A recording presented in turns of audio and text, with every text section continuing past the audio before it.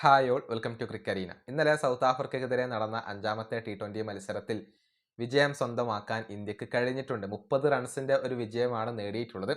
ഇതോടുകൂടി പരമ്പര ഇന്ത്യ സ്വന്തമാക്കുകയും ചെയ്തു എന്നുള്ളതാണ്. മലയാളി താരമായ സഞ്ജു സാംസണ് ഇന്നലെ ഒരു അവസരം ലഭിച്ചിരുന്നു.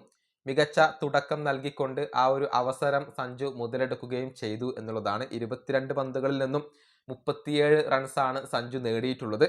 4 ഫോറുകളും 2 സിക്സറുകളുമാണ് അദ്ദേഹം സ്വന്തമാക്കിയിട്ടുള്ളത്. സഞ്ജുവും അഭിഷേകും നൽകിയ ആ ഒരു മികച്ച തുടക്കമാണ് ഇന്ത്യയെ നല്ല സ്കോറിലേക്ക് നയിച്ചിട്ടുള്ളത്. ഏതായാലും ഇതേക്കുറിച്ച് മുൻ ഇന്ത്യൻ താരവും അതുപോലെ തന്നെ പരിശീലകനുമായിരുന്ന രവി ശാസ്ത്രി ഇപ്പോൾ സംസാരിച്ചിട്ടുണ്ട്.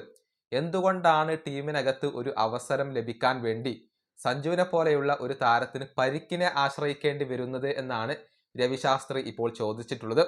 നമുക്കറിയാം, ഗില്ലിന് പരിക്കേറ്റതോടു കൂടിയാണ് സഞ്ജുവിന് ഓപ്പണർ സ്ഥാനം ലഭിച്ചിട്ടുള്ളത്. എപ്പോഴും മികച്ച പ്രകടനം നടത്തുന്ന താരമാണ് സഞ്ജു സാംസൺ. എന്തുകൊണ്ട് അദ്ദേഹത്തിന് സ്ഥിരമായിക്കൊണ്ട് അവസരം ലഭിക്കുന്നില്ല, ഒരു പരിക്കിനെ ആശ്രയിക്കേണ്ടി വരുന്നത് എന്തുകൊണ്ടാണ് എന്ന ഒരു ചോദ്യമാണ് രവിശാസ്ത്രി ഉന്നയിച്ചിട്ടുള്ളത്. അദ്ദേഹത്തിന്റെ വാക്കുകൾ ഇങ്ങനെയാണ്: സഞ്ജുവിന്റെ ബാറ്റിംഗ് കാണുമ്പോൾ ചില സമയത്ത് നമ്മൾ ചിന്തിച്ചു പോകും, എന്തുകൊണ്ടാണ് ഇന്ത്യൻ ടീമിനകത്ത് അവസരം ലഭിക്കാൻ ഈ താരത്തിന്റെ പരിക്കിനെ ആശ്രയിക്കേണ്ടി വരുന്നത്. ടോപ്പ് ഓർഡർ പൊസിഷനിൽ കളിക്കേണ്ട താരമാണ് സഞ്ജു സാംസൺ. അത് അദ്ദേഹത്തിന്റെ നാച്ചുറൽ പൊസിഷനാണ്. T20 ക്രിക്കറ്റിൽ ഇതിനോടകം തന്നെ 3 സെഞ്ചുറികൾ അദ്ദേഹം നേടിയിട്ടുണ്ട്. സൗത്ത് ആഫ്രിക്കക്കെതിരെ തുടർച്ചയായി 2 സെഞ്ചുറികൾ നേടിയിട്ടുണ്ട്.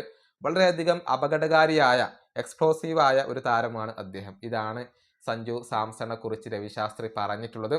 അതായത് ഇത്രയധികം മികവ് പുലർത്തിയിട്ടും മറ്റു താരങ്ങളുടെ അഭാവത്തെ സഞ്ജുവിന് ആശ്രയിക്കേണ്ടി വരുന്നു, സ്ഥിരമായിക്കൊണ്ട് ഇദ്ദേഹത്തിന് അവസരം ലഭിക്കുന്നില്ല എന്ന ഒരു കാര്യമാണ് രവി ശാസ്ത്രി ഇപ്പോൾ ഉന്നയിച്ചിട്ടുള്ളത്.